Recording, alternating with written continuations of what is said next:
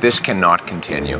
The Prime Minister is a performative and fake feminist. The debt has doubled, gun crime has doubled, and now we face troubling tariff threats from a president who can see weakness coming from a mile away. Right. Canadians are done. The Prime Minister must leave this job. Call an election and get rid of this fake, feminist, narcissistic Prime Minister who is destroying this country and Canadians' lives.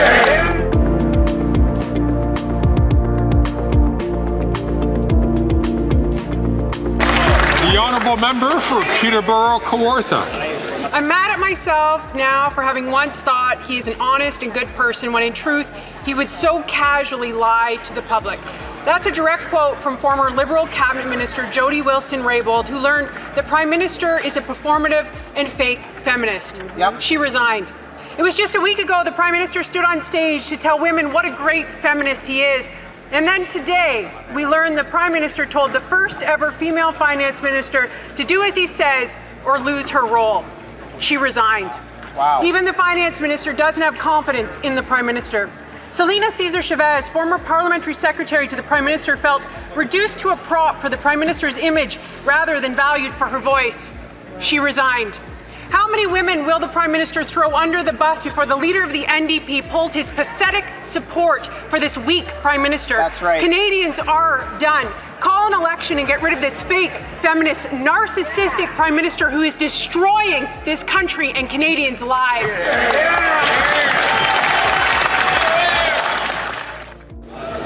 Oral questions. Questions orales. The Honourable Leader of the Official Opposition. Mr. Speaker, the Prime Minister has lost control, but he is clinging to power. We knew that he had lost control of the voters, of immigration, of spending, of inflation, of the cost of housing, but now he has lost control of his cabinet. The Vice Prime Minister, the Deputy Prime Minister, the Minister of Finance has stepped down, and she stepped down hours before presenting Canada's fall economic statement with an enormous deficit. When will we have an election? L'honorable leader du gouvernement à la Chambre des communes. Merci, monsieur. Thank you, Mr. Speaker. Our government is looking forward to presenting the economic statement this afternoon, and I would like to take this opportunity to thank the member for University Rosedale for everything that she has done for this country and everything that she will continue to do for this country. Her accomplishments make quite a long list, and her place in history is assured, and we are very proud of everything that she has done for this government.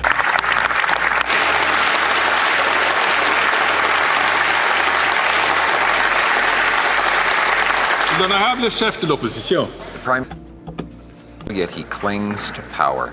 He's lost control of immigration, lost control of the borders, lost control of spending, deficits, inflation, housing costs. In fact, his former, apparently, finance minister was trying to get spending under control by capping the deficit at an already crazy $40 billion. But he took Carbon Tax Carney's advice and pushed her beyond that guardrail and was trying to throw her off the cliff. She's now resigned minutes before presenting her fall economic update. This cannot go on. When will we have a carbon tax elected? Honourable Leader of the Government in the House of Commons. Thank you, Mr. Speaker. Mr. Speaker, our government looks forward to presenting the fall economic statement later this afternoon. But I would also like to take this opportunity to extend my gratitude for all that the member from University Rosedale has accomplished for this country and will continue to do for this country. She has played an integral role in this government. First of all, standing up for Canada and defending NAFTA, bringing forward universal childcare, and the incredible work that she has done in defending Ukraine. We are very grateful for all that she's contributed to this government and to Canada. Thank you,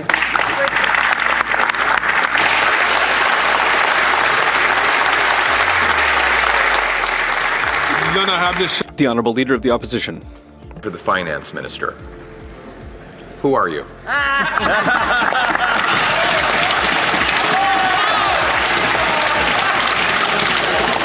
The Honourable Leader of the Government in the House of Commons. Thank you, Mr. Speaker. Mr. Speaker, at a time when Canadians are struggling, we are happy to bring forward measures that are going to assist them. Things like the GST tax cut that took place starting this past Saturday, going until February 15th. And while the Conservative leader and the members of his caucus stay focused on us, we're going to stay focused on helping. The Honourable Leader of the Opposition. Mr. Speaker, it was a serious question. Who is the finance minister? After the finance minister's resignation this morning, automatically the industry minister became Minister of Finance. And congratulations. But he immediately quit. After him, in the line of precedence, it was the two Randys. Well, they don't want it. So now we don't have a finance minister just a couple of minutes before the fall economic statement will be presented. So where's the minister? The Honourable Leader of the Government, The Honourable Leader of the Government in the House of Commons. Thank you, Mr. Speaker. As I said, our government is looking forward to presenting the fall economic statement later this afternoon. There are important measures in that update, measures that are important for Canadians. It's time for the Leader of the Conservatives to recognize that while he's focused on us, we are focused on Canadians.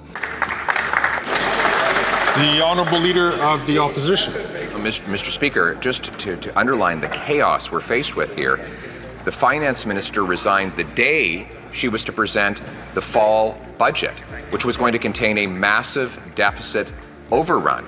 The job then went automatically to the industry minister, who immediately resigned, like on the spot, which then went down the line, and the next person in order was the famous two Randys. And they're not available to do the job either. We're now less than 2 hours away from the fall economic update. Why won't the Prime Minister have the courage to come in here, present it himself, and put it for a confidence vote tonight?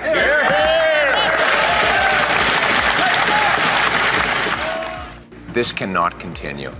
This Prime Minister cannot go on like this. Housing costs have doubled. Food bank use has doubled. The debt has doubled. Gun crime has doubled. And now we face troubling tariff threats from a president who can see weakness coming from a mile away. The Prime Minister must leave this job, but there's only one person who can remove him, and that's the leader of the NDP. Will he put the country ahead of his pension and vote for a carbon tax election now?